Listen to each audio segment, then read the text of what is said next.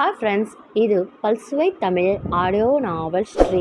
நம்ம சேனலை இன்னும் சப்ஸ்கிரைப் பண்ணாதவங்க சப்ஸ்கிரைப் பண்ணுங்கள். பக்கத்தில் இருக்க பெல் ஐக்கானை கிளிக் பண்ணுங்கள். நம்ம நோட்டிஃபிகேஷன் உடனே கிடைக்கும். லைக் பண்ணுங்கள், ஷேர் பண்ணுங்கள், மறக்காமல் கமெண்ட் பண்ணுங்கள்.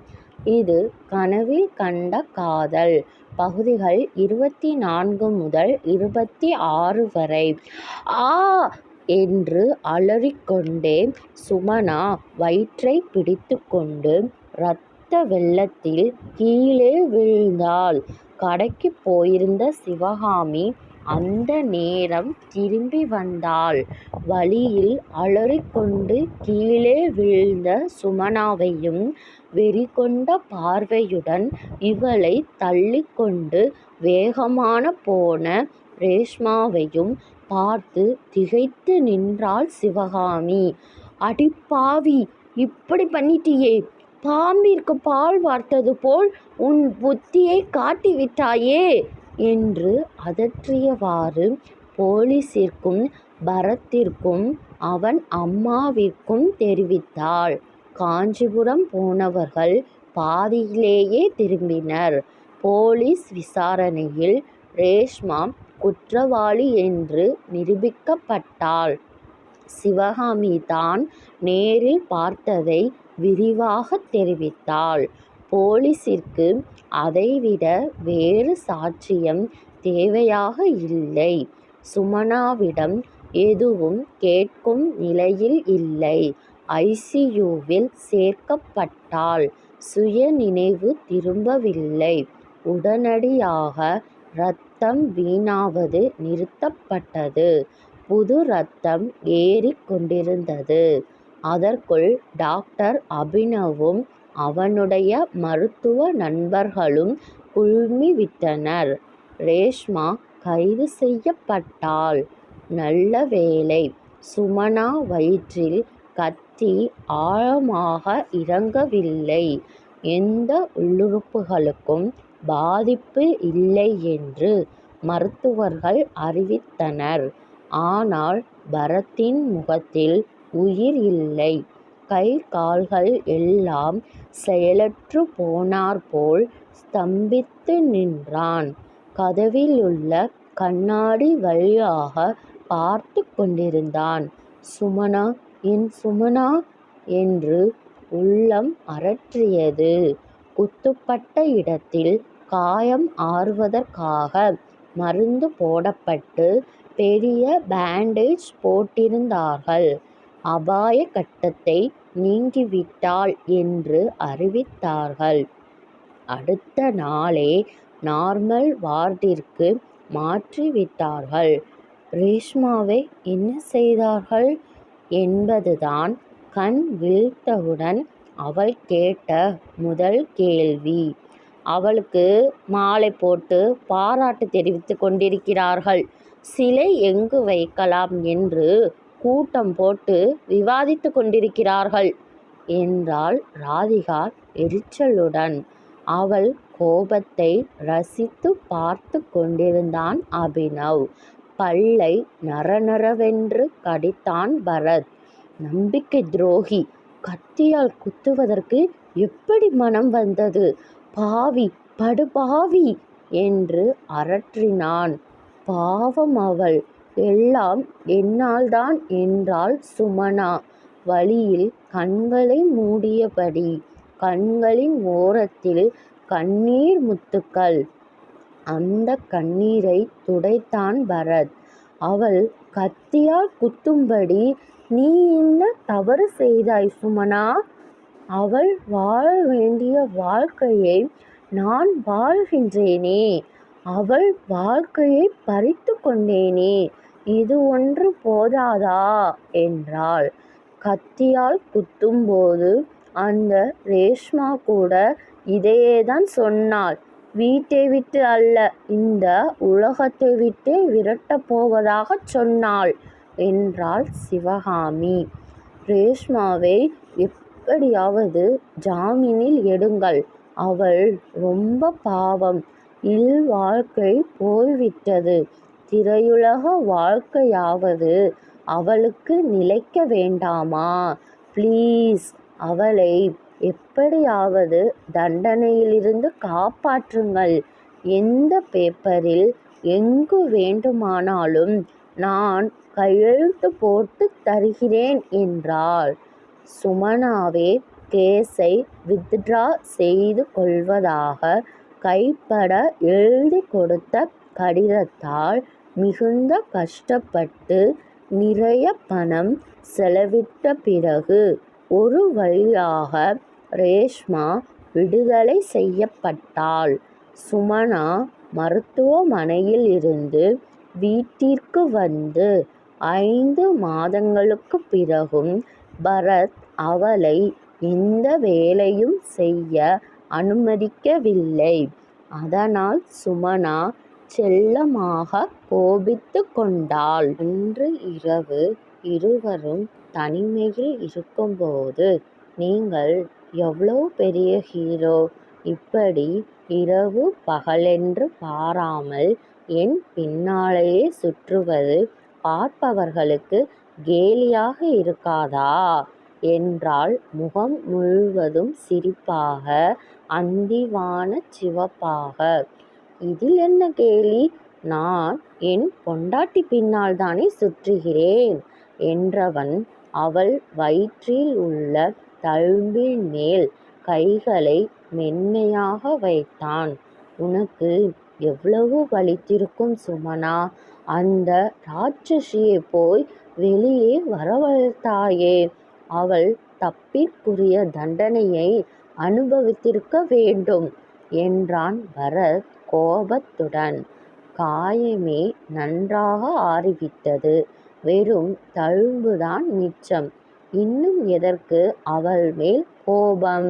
உங்களுக்கு பிள்ளை பிறந்தால் அவன் எவ்வளவு கோபப்படுவானோ என்று அவன் கோபத்தை திசை திருப்புவதற்கு சொன்ன சுமனா டக்கென்று தன் நாக்கை கடித்து கொண்டாள், முகம் சிவக்க. என்ன சொன்னாய் சுமனா? மறுபடியும் சொல் என்றவன் அவளை இழுத்து அணைத்து அவள் நெற்றியில் முத்தம் இட்டான். சுமி, நீ சொல்வது உண்மையா என்றான். அவன் முகத்தை ஏறிட்டு நோக்கிய அவள் ஆம் என்று மெதுவாக தலையசைத்து முகம் முழுவதும் புன்னகையாய் அவன் மார்பில் முகம் புதைத்து கொண்டாள். ராதிகாவிற்கும் அபினவிற்கும் திருமண ஏற்பாடு நடைபெற்றது. ராதிகாவின் பெற்றோரும் வந்து விட்டனர். ஆடம்பரமான திருமணம் வேண்டாம், கோயிலில் திருமணம் முடித்து குழந்தைகள் காப்பகத்திலோ முதியோர் இல்லத்திலோ அன்னதானம் வைத்து கொள்ளலாம். நீ என்ன சொல்கிறாய் ராதிகா என்றான் அபினவ். நீங்கள் சொல்வதுதான் சரி. கோயிலில் எளிமையாக திருமணம் முடித்து கொண்டு முதியோர் இல்லத்தில் விருந்து கொடுத்தால் அவர்கள் ஆசீர்வாதமும், குழந்தைகள் காப்பகத்தில் நல்ல சத்தான உணவும் கொடுத்தால் அவர்களின் சந்தோஷமும் நமக்கு நல்ல திருமண பரிசாகும். ஜவஹர் பாப்பாவும் குழந்தைகளோடு விளையாடி சந்தோஷம் அடைவான் என்றாள் ராதிகா. விடுதலையான ரேஷ்மா 2 நாட்கள் கழித்து மிகுந்த கோபத்துடன் பரத் வீட்டிற்கு வந்தாள். எல்லோரும் அதிர்ச்சியுடன் அவளை பார்த்தனர். யாரும் அவளை வாவென்று ஒரு வார்த்தை கூட சொல்லவில்லை. அவளும் எதிர்பார்க்காதது போல் நேராக சுமனாவின் எதிரில் வந்து நின்றாள். பரத் பயந்து சுமனாவை காப்பது போல் அருகில் வந்து நின்றான். சுமனா, நான் உன் கணவனிடம் கொஞ்சம் பேச வேண்டும். அதற்கு அனுமதிப்பாயா என்றாள். முதலில் உட்கார் ரேஷ்மா, டீ எடுத்து வருகிறேன், குடித்து கொண்டே பேசு என்றாள் சுமனா. சுமனாவை வெறிக்க பார்த்த ரேஷ்மா நேராக பரத்தின் சட்டையை கொத்தாக பிடித்து உலுக்கினாள். பரத், நான் கேட்கும் ஒரே ஒரு கேள்விக்கு மட்டும் பதில் சொல் என்றாள். என்ன என்பது போல் பரத் அவளை நோக்கினான். அவளோ அவன் சட்டையை விடாமலே, சுமனா என்னை விட எந்த விதத்தில் உயர்ந்தவள்? அழகிலா, புகழிலா, பணத்திலா? நான் உன்னை உயிரினும் மேலாக விரும்புகிறேன் என்று தெரிந்தும் என்னை ஏன் புறக்கணித்தாய்? சொல்லுடா என்றாள் உரக்க.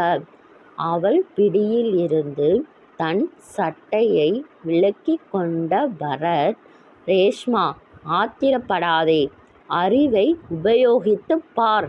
உன் கேள்விக்கு பதில் உன் மனமே சொல்லும். உன் காதல் நிறைவேறவில்லை என்பதால் அவளை பழிவாங்க கத்தியால் குத்தினாய். உன்னிடத்தில் சுமனா இருந்திருந்தால் சந்தோஷமாக இருங்கள் என்று வாழ்த்தியிருப்பாள். எங்காவது விலகி போயிருப்பாள். ரேஷ்மாவின் வாழ்க்கையை அவள்தான் கெடுத்து விட்டதாக எத்தனை நாள் புலம்பி இருக்கிறாள் தெரியுமா? அவ்வளவு ஏன், நீ அவளை கத்தியால் குத்தி ஜெயிலுக்கு போனதற்கு கூட அவளால் உன் வாழ்க்கை கெட்டதுதான் காரணம் என்று புலம்பித்தான் கேஸை வித்ட்ரா செய்ய சொல்லி எழுதி கொடுத்தாள் தெரியுமா? சுயநலம் பிடித்த உன்னை அவளோடு எதிலுமே ஒப்பிட முடியாது என்று கோபத்துடன் கத்தினான். அவ்வளவு ஏன், இப்போது கூட டீ குடித்துவிட்டு பேசுங்கள் என்றாளே சுமனா.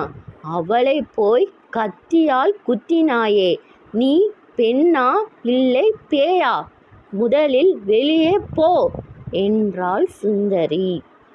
ரேஷ்மா சுமனாவை வெறித்து பார்த்துவிட்டு வேகமாக வெளியேறினாள். திருமணத்திற்கு நெருங்கிய உறவினர்கள் வரத் தொடங்கினர். மல்லிகாவும் அவள் கணவரும் தங்கள் மகள் ராதிகாவிற்கு எப்படியோ நல்ல வாழ்க்கை அமைந்ததே என்று மிகுந்த சந்தோஷத்தில் இருந்தனர். ஆனால் அதே நேரத்தில் அவர்கள் ராகுலையும் கவனித்துக் கொண்டிருந்தனர். குட்டி போட்ட பூனை போல் அலைந்து கொண்டிருந்த ராகுலின் அமைதியின்மையையும் பரபரப்பையும் பார்த்து திகைத்தனர். அவனிடம் கேட்டால் அவனோ பதில் ஏதும் சொல்லாமல் ஒவ்வொரு கார் வந்து நிற்கும் ஓசையின் போதும் வாசலுக்கு ஓடினான். எல்லோரும் கலந்து பேசி ராகுல் ரஞ்சனாவின் திருமண நிச்சயதார்த்தமும் முடிவு செய்தனர். ராதிகாவின் திருமணம் முடிந்தவுடன் ராகுலின் நிச்சயதார்த்தமும் நடைபெற்றது.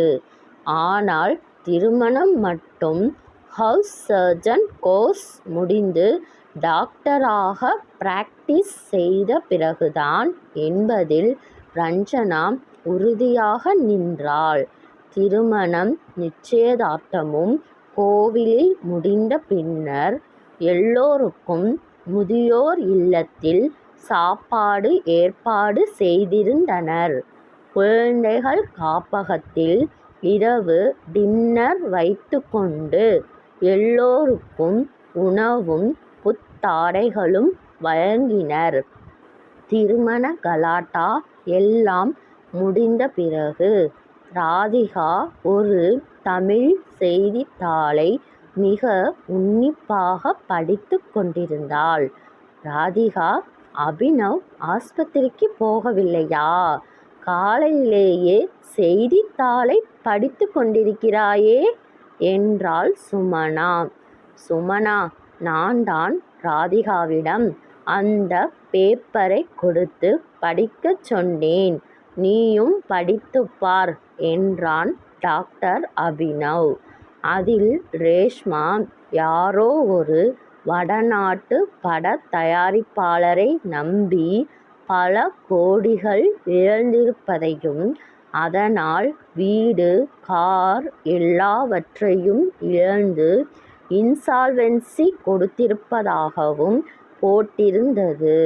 மேலும் அவள் நடித்த சில இந்தி படங்களும் தோல்வி அடைந்ததால் ஒப்பந்தம் செய்யப்பட்டு அட்வான்ஸ் பணம் கொடுத்தவர்களும் அட்வான்ஸ் தொகையை திருப்பித் தரும்படி நெருக்குவதாகவும் கோர்ட்டிற்கும் வக்கீல் வீட்டிற்குமாக அலைவதற்கே அவளுக்கு நேரம் போதவில்லை என்றும் வெளியிடப்பட்டிருந்தது. இதைப் படித்த சுமனாவின் முகம் வருத்தத்தில் வாடியது. நீ வருத்தப்பட்டு வாடியது போதும் சுமனா. எப்போது ஹனிமூன் பயணம்? என்றாள் ராதிகா பேச்சை மாற்ற. அவர்கள் பேச்சை கேட்டுக்கொண்டு வந்த பரத், இனிமேல் ஹனிமூன் எங்கே போவது? பிறக்கப் போகும் குழந்தையுடன் ஃபேமிலி டூர்தான் இல்லையா சுமனா? என்றான் சிரித்து கொண்டு. சுமனாவின் மூக்கை பிடித்து லேசாக ஆட்டிய வண்ணம். இதென்ன விளையாட்டு? அபினவ் அண்ணா ராதிகா எதிரில் என்றவள் முகம் சிவக்க உள்ளே ஓடிவிட்டாள். 2 ஆண்டுகள் ஓடிவிட்டன. ரோஜா பூவிற்கு கை கால்கள் முளைத்தாற்போல் பரத்துடன் விளையாடிக் கொண்டிருந்தாள் ஒரு குழந்தை. பரத் சுமனாவின் செல்ல பாப்பாவிற்கு கங்கா என்று பெயர் வைத்திருந்தாள் சுமனா.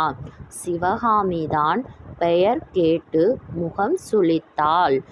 ஆஷா, உஷா என்று புதிதாக பெயர் வைக்காமல் கங்கா, காவிரி என்று பெயர் வைக்கிறாயே என்றாள். மாமி, கங்கா என்றால் தூய்மை என்றும் புனிதம் என்றும் பொருள். வேகம் மிக்கது. எங்கள் மகள் அறிவாகவும் புனிதமாகவும் இருக்க வேண்டும் என்றும் அப்படி பெயர் வைத்தோம். புரிந்ததா? என்றாள் சுமனா. கழுதைக்கு தெரியுமா கற்பூர வாசனை? என்று சொல்லிச் சிரித்தாள் சுந்தரி. கங்காவிற்கும் தோட்டத்தில் உள்ள பூக்களையும் வாலைத் தூக்கிக் கொண்டு மரத்தில் ஓடும் அணில்களையும் காட்டி வெள்ளிக் கிண்ணத்தில் பருப்பு சாதம் நெய்யுடன் பிசைந்து ஊட்டிக் கொண்டிருந்தாள் சுமனா.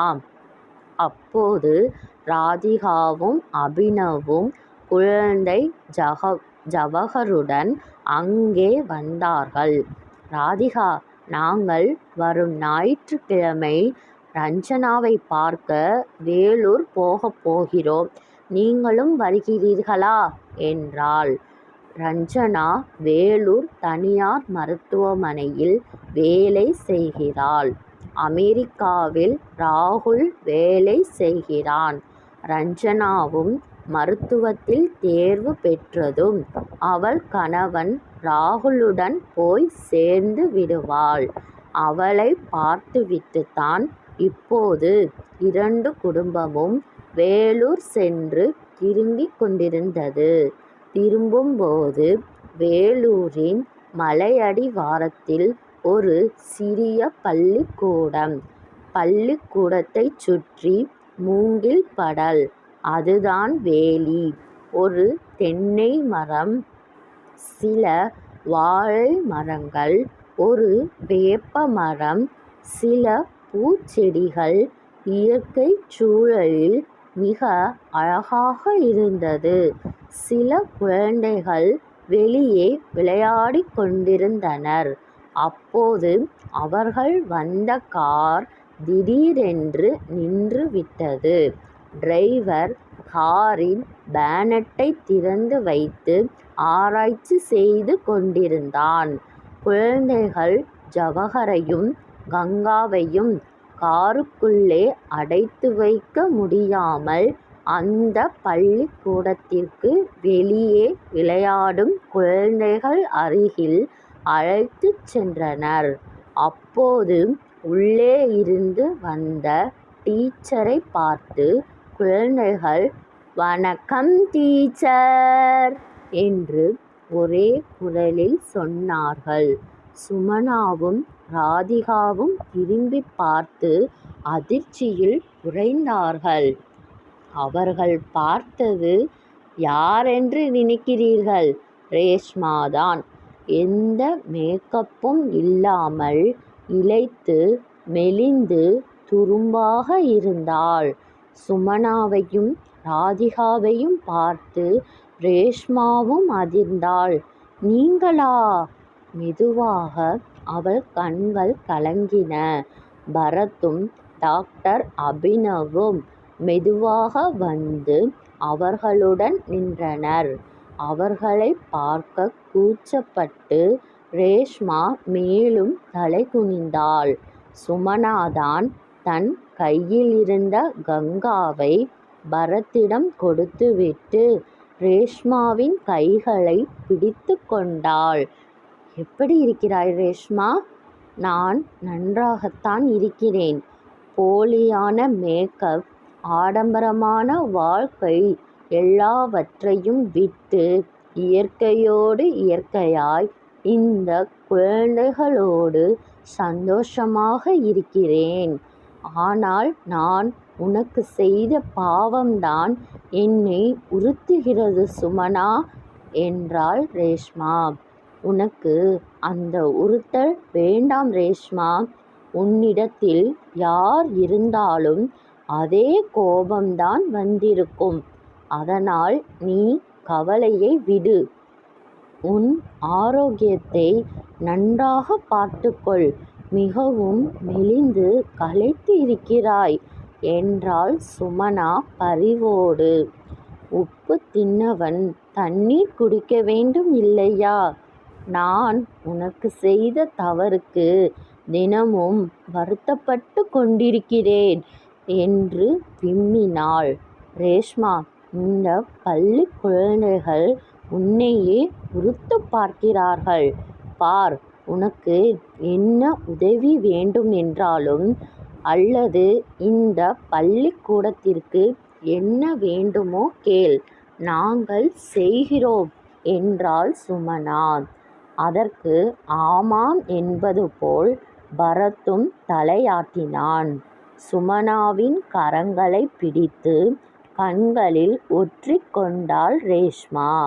கார் சரியாகிவிட்டது என்று டிரைவர் சொன்னதும் எல்லோரும் ரேஷ்மாவிடம் இருந்து விடைபெற்று சென்றனர். சுமனாவின் மனதில் ரேஷ்மா எப்படி இருக்கிறாளோ என்ற உறுத்தல் அவளை பார்த்த பிறகு மறைந்தது. மனம் லேசானது. மன அழுத்தம் நீங்கியதால் பரத்தை பார்த்து ஒரு தெளிவான புன்னகை புரிந்தாள். கனவில் கண்ட காதல் நாவல் இனிதே நிறைவடைந்தது. மீண்டும் ஒரு புதிய நாவலில் உங்களை சந்திக்கிறேன். நம்ம சேனலை இன்னும் சப்ஸ்கிரைப் பண்ணாதவங்க மறக்காமல் சப்ஸ்கிரைப் பண்ணுங்கள். பக்கத்தில் இருக்க பெல் ஐகானை கிளிக் பண்ணுங்கள். நம்ம நோட்டிஃபிகேஷன் உடனே கிடைக்கும். லைக் பண்ணுங்கள், ஷேர் பண்ணுங்கள், மறக்காமல் கமெண்ட் பண்ணுங்கள். நன்றி, வணக்கம்.